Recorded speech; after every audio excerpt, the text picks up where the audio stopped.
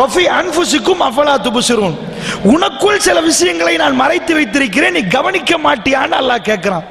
அல்லாஹ்வுடைய நல்லடியார்களே, கொழும்பு பொரல்லையில ஜீனோம் என்று சொல்லக்கூடிய இலங்கையில் ஜெனட்டிக், அதாவது இப்ப நான் கையை வைக்கிறேன், கையை வச்சு எடுத்துட்டேன், இந்த வெச்ச இடத்துல டச்சிங் டிஎன்ஏன்னு இருக்குது. அதாவது நான் கையை வச்சுட்டு எடுத்தா என்னுடைய டச் பண்ணின இடத்துல இருந்து டிஎன்ஏ எடுப்பார்கள். புதிய ஆய்வு எடுத்துட்டாங்கன்னா அதை வச்சு சொல்லுவாங்க தொட்டது ஆணா பெண்ணா, தொட்டவர் எப்படிப்பட்டவர் அப்படின்னு அவருடைய குணாதிசயங்கள் சொல்ல இயலாது. அவருடைய கண் தெரிகிறதா இல்லையா, அவருடைய கால்கள் எப்படிப்பட்டது, அவர் காலில் ஊனமுடையவரா இல்லையா, இப்படியான பல செய்திகளை சொல்லலாம். உலகம் எந்த அளவுக்கு முன்னேறிக்கிறதுனா, மாவனெல்லையில உச்ச நீதிமன்றத்தில் ஒரு வழக்கு ஃபைல் பண்ணப்படுகிறது. என்னென்றால், மாவனெல்லையில் ராத்திரி ஒரு பெரிய டிப்பர் வேகமாக போற நேரம் ஒரு வயோதிபர் அவர் வீதியை மாறுறார், ஒரு சைக்கிளை எடுத்துட்டு ரோட் மாறுறாரு, வேகமாக வந்த டிப்பர் அவரை மோதி அந்த ஆள் அங்கிட்டே ஒன் தி ஸ்பாட்டா மௌத்தா போயிட்டாரு. ஐ விட்னஸ், கண்ணால் கண்ட எந்த சாட்சியும் இல்லை. இது வழக்கு தாக்குதல் செய்யப்படுகிறது இலங்கை நீதிமன்றத்தில். இது வழக்கு தாக்குதல் செய்யப்படுது அவங்களுடைய குடும்பத்தார். ஏன்னா இவரை கொண்டு விட்டாங்கன்னு தாக்கல் செய்யறாங்க. ஆனால் தேடி தேடி தேடி பார்க்கிறார்கள், ஒருவர் கூட அந்த ராத்திரி அந்த பாதையில யாருமே இவருடைய அந்த மரணத்தை யாரும் பார்க்கல, அந்த ஆக்சிடென்ட் யாரும் பார்க்கல. என்ன பண்றாங்க, இவர் அந்த போலீசார் முழுக்க அந்த வீதியை தேடி பார்க்கிறாங்க.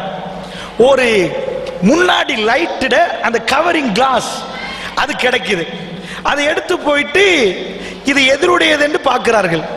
அப்ப அந்த கிளாஸை வச்சு தீர்மானிச்சிடலாம், இப்போ இது காருடையதா, இந்த கவர் லொரியுடையதா டிப்பருடையதான்னு கண்டுபிடிச்சிடலாம். அதை வச்சு கண்டுபிடிக்கிறாங்க, இது ஒரு டிப்பர் உடையது. இந்த கிளாஸ் இது கலண்டு விழுந்திருக்கிறது சைட், இந்த கவரிங் அது ஒரு டிப்பர்ட தான். அப்ப எல்லா டிப்பரையும் செக் பண்றாங்க, போற வார எல்லா டிப்பரையும், கண்டி வீதி ஊடாக போகிற வார அத்தனை டிப்பரையும் செக் பண்றாங்க.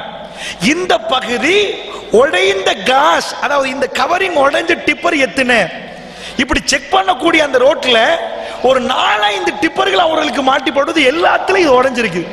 போற டிப்பர்கள் ஒரு 100-200 அந்த கணக்கெல்லாம் போட்டிருந்தார்கள். அதுல ஒரு 4-5 மாட்டிப்படுகிறது, எல்லாத்திலையும் அந்த கிளாஸ் உடைஞ்சிருக்கிறது. எப்படி அப்பா கண்டுபிடிக்கிறது? அந்த கிளாஸை வச்சுதான் இது டிப்பருடையது என்று அனுமானம் செய்தார்கள். அனுமானம் செய்யப்பட்ட அதனால் அதனூடாக போற அந்த ரோட்டால போகக்கூடிய 4 டிப்பர்களிலுமே கிளாஸ் உடைக்கப்பட்டிருக்குதுண்டா, எவன் இந்த கொலையை செய்தான், யாரு இந்த ஆக்சிடென்ட்டுக்கு காரணம், இதுல டிரைவர் யாரு, எந்த டிப்பர்? அல்லாஹ்வுடைய நல்லடியார்களே, புலனாய்வு துறை அதை விசாரிக்கிறது. ஜீனோம் என்று சொல்லக்கூடிய பொருள்ல கணத்துக்கு பக்கத்தில் உள்ள அந்த இலங்கையில உள்ள ஜெனட்டிக் இந்த ஆய்வு பண்ணக்கூடிய மனிதனுடைய டிஎன்ஏ ஆய்வு பண்ணக்கூடிய அந்த அமைப்பு தலையிடுது. தலையிட்ட உடனே அந்த டிப்பர் முழுக்க எல்லா டிப்பரும் நல்லா கழுவி இருக்கிறாங்க. என்ன வாஷ் பண்ணுவாங்களா இல்லையா? அதனால் எந்த நேரத்தில் எந்த ஆக்சிடென்ட் நடந்ததோ அதுக்குரிய முகாந்திரமே இல்லாமல் ஆக்கப்பட்டிருக்கிறது. இப்ப என்ன ஆச்சு, அந்த எடுத்து அந்த லைட்டுக்குள்ள அந்த கவரிங்க ஃபுல்லா சர்ச் பண்ணி பார்த்தா ஒரு சின்ன முடித்துண்டு, பெருசாலாம் இல்ல, ஒரு சின்ன முடித்துண்டு அவர்களுக்கு கிடைக்குது. இதை கொண்டு போய் வச்சு டெஸ்ட் பண்ணி பார்க்கிறார்கள். இந்த உடல்ல எந்த துண்டை எடுத்தாலும் இது யாருடையது என்று சொல்லிடலாம். அதுதான் ஆச்சரியமான படைப்பு. அந்த முடித்துண்டை எடுத்து போய் ஜீனோம் என்று சொல்லக்கூடிய அந்த கம்பெனியில் வைத்து அதை தேடி பார்க்கிறார்கள். இதற்கு முன்னாடி உயிரிழந்த அந்த வயோதிபர் அவருடைய உறுப்புகளை எடுத்து டெஸ்ட் பண்ணி பார்த்திருக்கிறாங்க. டெஸ்ட் பண்ணி பார்த்த உடனே அந்த டிஎன்ஏ இந்த டிஎன்ஏயும் ஈக்குவல் ஆகுது. இந்த டிப்பரில் தான் அவர் ஆக்சிடென்ட் ஆனார் என்று உச்சநீதிமன்றம் தீர்ப்பு கொடுக்கிற அளவுக்கு இந்த நாட்டிலேயே இப்படியான வழக்குகள் நடந்திருக்கிறதை உங்கள் சிந்தனைக்கு நான் கொண்டு வருகிறேன். ஏன் கொண்டு வர்றேன்டா, அல்லாஹ்வுடைய நல்லடியார்களே, இந்த டிஎன்ஏ ஒன்று போதும் நமக்குள் இறை நம்பிக்கையும் இறை அச்சத்தையும் உண்டாக்க. அல்லாஹ் ரப்புல் ஆலமீன் எப்படி நம்மளை படைத்திருக்கிறான்னு நாம் புரிந்து கொண்டால் நம்முடைய ஒவ்வொரு செயல்பாடுகளும் மாற ஆரம்பிக்கும். அல்லாஹ்வுடைய நல்லடியார்களே, டிஎன்ஏ என்னன்னு தெரியுதா உங்களுக்கு? ஒரு சின்ன ஃபுட் டூல் எடுங்க, எடுத்தா அதுல ஒரு இன்ச் காட்டும், ஒரு இஞ்சி ஆணி, 1.5 இன்ச் ஆணின்னு வாங்குவோமா இல்லையா? இந்த ஒரு இஞ்சி அதை 10,000க்கு உடைக்கட்டுமா? ஒரு இஞ்சிய 10,000க்கு பிளக்கட்டுமா? பிளந்தால் கண்ணுக்கே தெரியாத ஒரு துகள் ஆக்கினா ஒரு துளி கிடைக்குமே.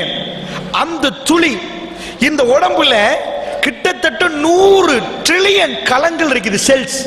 இப்ப நம்ம இந்த பள்ளியை கட்டிருக்கிறாங்க, எப்படி செங்கல் வச்சு கட்டிருப்பாங்க. இந்த உடம்புல ஒரு அண்ணளவாக ஒரு மனிதனுடைய உடம்புல செங்கல் மாறி உடம்ப கட்டுறதுக்கு செல்ஸ் பயன்படுத்தப்பட்டிருக்குது. கிட்டத்தட்ட 100 ட்ரில்லியன் செல்ஸ், 100 ட்ரில்லியன் செல்ஸால் இந்த உடம்பு கட்டப்பட்டிருக்குது. எல்லா இடத்துலையும் கலட்டி பார்த்தா அந்த செல்ஸ் வரும். அந்த களத்துக்குள்ள என்ன இருக்குது அப்படின்னு கேட்டீங்கன்னா, ஒரு மஞ்சக்கரு ஒரு வெள்ளைக்கரு. மஞ்சக்கரு நடுவில் இருக்கும், வெள்ளைக்கரு சூழ்ந்திருக்கும். இத மாதிரி எல்லா செல்ஸ்லையும் நடுவுல ஒரு கரு இருக்குது, அது சூழ்ந்து இருக்குது. இந்த நடுவுல உள்ள கரு இருக்கு பாருங்க, இதுக்குள்ளதான் டிஎன்ஏ இருக்குது. எதுக்குள்ள? இந்த வெள்ளைக்கரு மஞ்சக்கரு இருக்கு பாருங்க, இந்த மஞ்சக்கரு மாதிரி இருக்குது. நம்ம உடம்புல 100 ட்ரில்லியன் செல்ஸ் இருக்குது. இந்த முடிய கழிட்டோம், இதுல அந்த செல்ஸ் இருக்குது, இதுல இருக்குது, கண்ணில இருக்குது, புருவத்துல இருக்குது, தோல்ல இருக்குது, எல்லாத்துலயும் இருக்குது. இந்த செல்ஸை எடுத்தா அதை எடுத்து 100 டிவைட் பண்ணி பார்க்கிறோம். அந்த செல்ஸ் எடுத்து பார்த்தா அதுக்குள்ள மஞ்சக்கரு மாதிரி ஒன்று இருக்குது. அந்த மஞ்சக்கருவுல என்ன இருக்குதா? 23 ஜோடி நூட்கள் இருக்குது. நூல் மாதிரி துண்டு நூல். எவ்வளவு நூல் இருக்குது? 23 ஜோடி. அப்படின்னா 46 நூல். இப்படி ஒரு 23 நூல்ல ஜோடி பொருத்தம், ஜோடியா 23 இருக்குது. கிட்டத்தட்ட 46 நூல். எங்க இருக்குது? அந்த நடுக்குள்ள கருக்குள்ள இருக்குது. அப்ப 100 ட்ரில்லியன் செல்ஸ்லயுமே இது இருக்குது, எல்லாத்துல இருக்கு. தாடி முடியில இருக்குது, புருவத்துல இருக்குது. அந்த கருவோட சைஸ் தான் நான் சொன்னேன். ஒரு செல் இருக்குது, அதுவே ரொம்ப சின்னது. அது நடுவுல ஒரு கரு இருக்கும் பாருங்க, அதோட சைஸ் நீங்க புரியணும்டா, ஒரு இஞ்சி எடுத்து அதை 10,000க்கு உடைச்சா கண்ணுக்கு தெரியாத ஒரு துகள் கிடைக்குமே, அதுதான் அந்த கருவுடைய சைஸ். அதுக்குள்ள அல்லாஹ் என்ன வச்சிருக்கிறானா?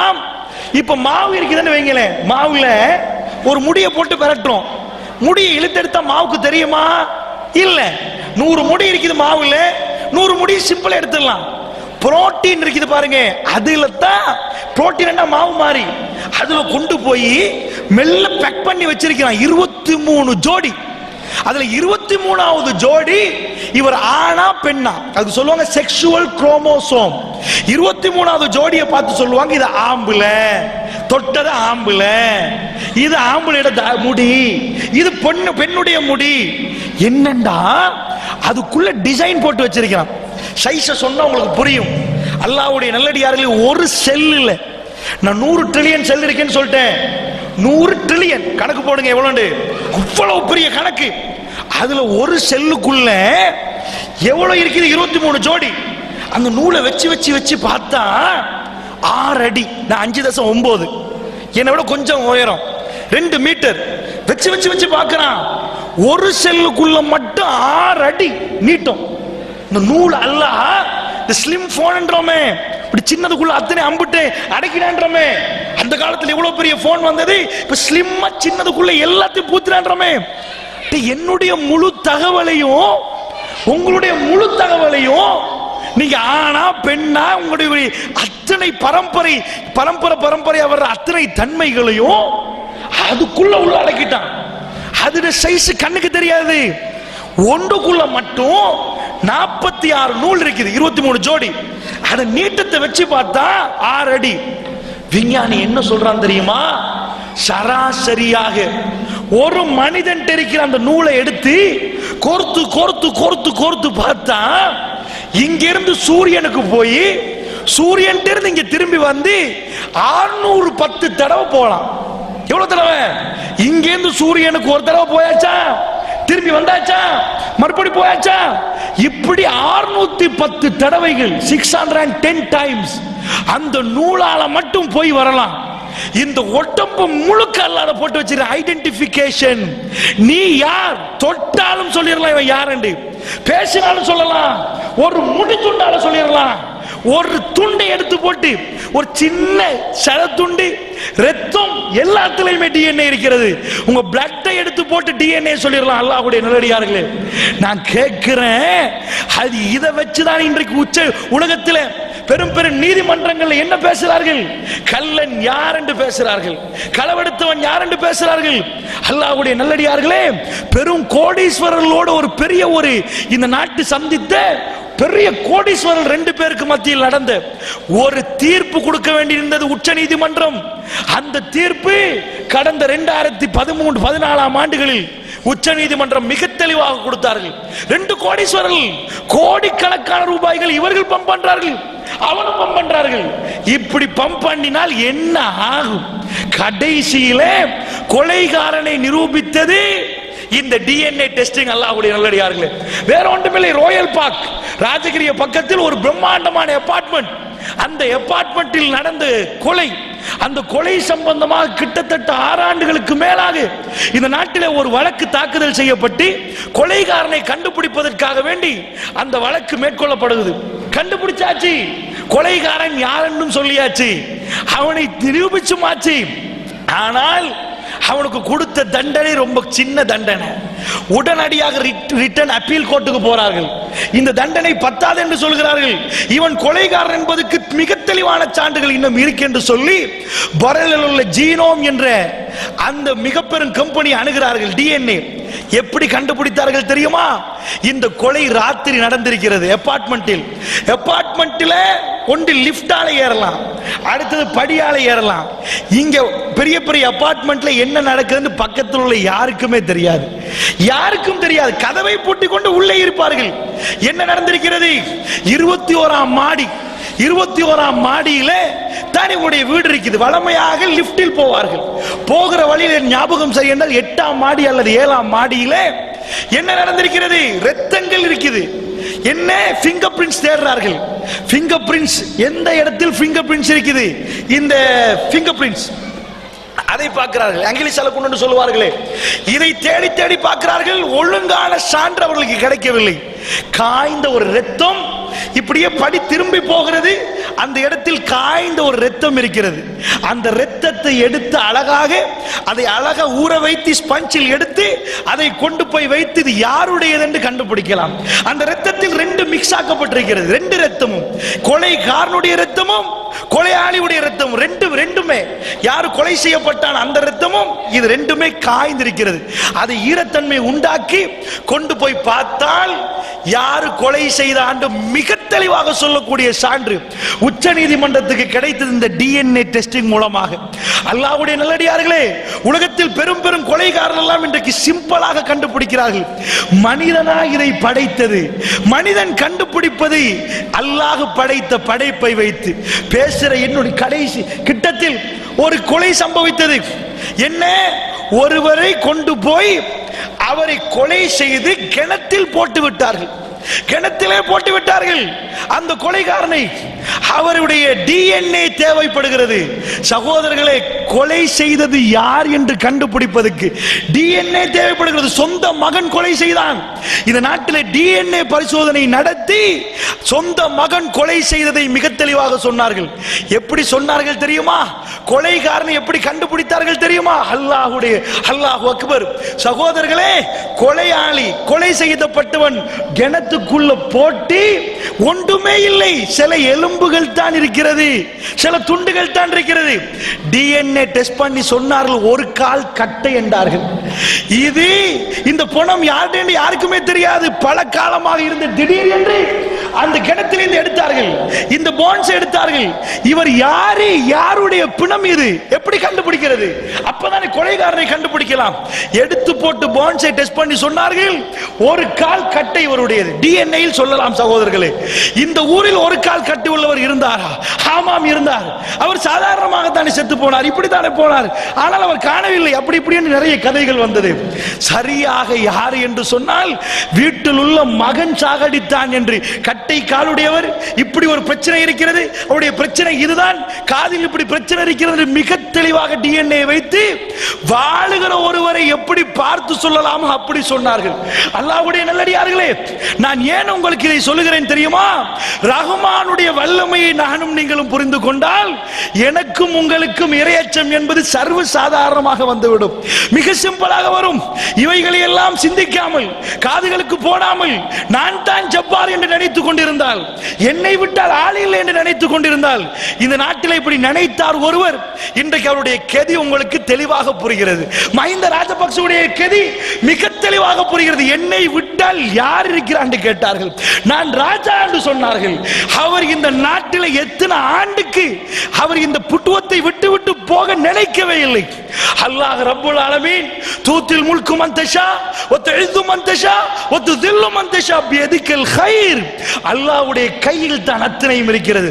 தூத்தில் முல்கு மிம்மன் தஷா, அல்லாஹ் நாடியவனுக்கு அந்த முல்கை அதிகாரத்தை அல்லாஹ் கொடுப்பான். வ துதில்லு மன் தஷா, நாடியவர்கள்ட்ட இருந்து அந்த அதிகாரத்தை பிடுங்கி எடுத்துக் கொள்வான். வ துஇஸ்ஸு மன் தஷா, அவன் நாடியவர்களுக்கு கண்ணியத்தை கொடுப்பான், நாடியவர்கள்ட்ட இருந்து கண்ணியத்தை பறித்து எடுத்துக் கொள்வான். அல்லாஹ் ரப்புல் ஆலமீன் சொல்கிறான், அவனுடைய வல்லமை தெரிந்திருந்தால் ஒரு மனிதன் தப்பு செய்த பிறகும் அல்லாஹ் என்னை பார்க்கிறான், ரஹ்மான் என்னை பார்க்கிறான், அவனுக்கு எல்லாம் தெரியும் என்ற உணர்வு அவனுக்கு வருகிற நேரம் அவனுடைய கல்பு பதற ஆரம்பிக்கும். அவன் பயந்து நடுங்கி போய் அல்லாஹ்விடம் சொல்லுவான். இதற்கு பேர் இரையச்சம். அல்லாஹ்வுடைய நல்லடியார்களே, இரையச்சம் நாம் சும்மா இருந்தால் வராது, பெருமனை பேசிக்கொண்டால் வராது. அல்லாஹ் நம்மளை எப்படி படைத்திருக்கிறான், அல்லாஹ் என்ன செய்திருக்கிறான், அல்லாஹ்வுடைய வல்லமைகள் என்ன, இவைகளை எல்லாம் சிந்தித்து பார்த்தால் தான் அந்த இரையச்சம் வருமே தவிர அந்த ஜிக்ர் செய்யாவிட்டால் இந்த இரையச்சம் வராது. அல்லாஹ்வுடைய நல்லடியார்களே, இந்த இரையச்சம் வருவதற்கு தான் அல்லாஹ் சொல்கிறான், இந்த ஒட்டகத்தை படந்து பாரப்பா.